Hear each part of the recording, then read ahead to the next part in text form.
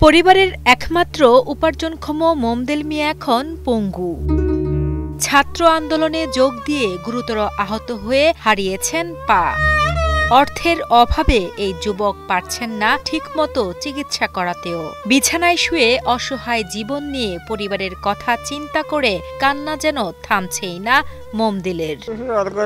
কি চাবো, আমার একটা ওয়াইফ আছে, একটা বাচ্চা আছে, আমার সংসারে তার কেউ নেই।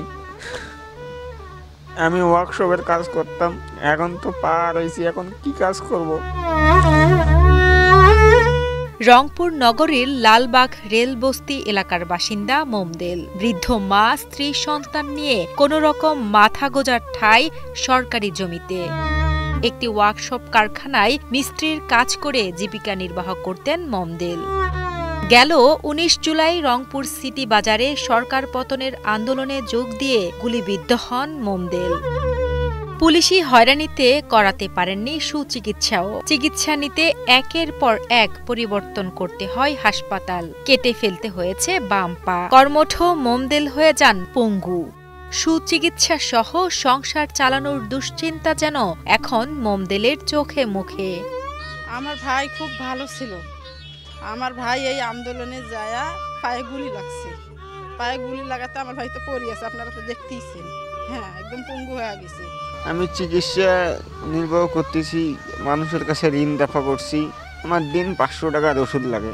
ধার দেনা করে অপারেশন আর ক্লিনিক খরচ চালালেও দীর্ঘমেয়াদী চিকিৎসা করার মতো অবস্থা নেই মোমদেলের পরিবারের।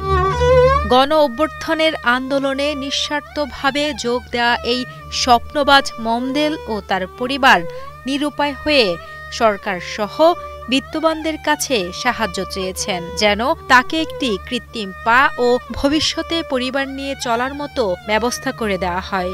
সরকার যদি আমাকে একটা ব্যবসা প্রতিষ্ঠান বা আমাকে একটা কৃত্রিম পা দিত, আমি চলি ফিরি খাইতে পারতাম, আমার জন্য যদি কিছু ব্যবস্থা করতো। কেন আমি তো আগে ওয়ার্কশপের কাজ করতাম, এখন তো করতে পাইতেছি না। চিকিৎসা করাইছি, এখনো সুচিকিৎসা হয় নাই, এখনো হাত ক্ষত আছে, এখনো রোজ প্রতিদিন ৫০০ টাকার ওষুধ লাগে। আমার বাচ্চা একটা আছে, আমাদের ভবিষ্যৎ কি হবে? আমার সরকারের কাছে আবেদন, আমাদের জন্য কিছু একটা করার ব্যবস্থা। আমার স্বামীর একটা যদি পা পাইতো। জানা যায়, রংপুর জেলায় মোমদেলের মতো প্রায় অর্ধশত মানুষ ছাত্র আন্দোলনে যোগ দিয়ে হাসপাতাল কিংবা বাড়ির বিছানায় শুয়ে কাতরাচ্ছেন। এদের মধ্যে পঙ্গুত্ব বরণ করেছেন অনেকেই। অঙ্গহানি আর অসুস্থতা তাদের জীবনকে করে তুলেছে দুর্বিষহ। এসব অসুস্থ অসহায়দের উদ্দেশ্যে রংপুর মেডিকেল কলেজ হাসপাতালের সহকারী পরিচালক ডাক্তার আখতারুজ্জামান জানান, সুস্থ স্বাভাবিক জীবনে ফিরতে ধৈর্য ধারণ করতে হবে রোগী ও স্বজনদের। তাদেরকে এই চিকিৎসার ব্যাপারে যেগুলো আপনার অঙ্গহানি থেকে শুরু করে অনেক সমস্যা, যেগুলো একটু সময় লাগবে, তাদেরকে ধৈর্য ধরে চিকিৎসা করতে হবে।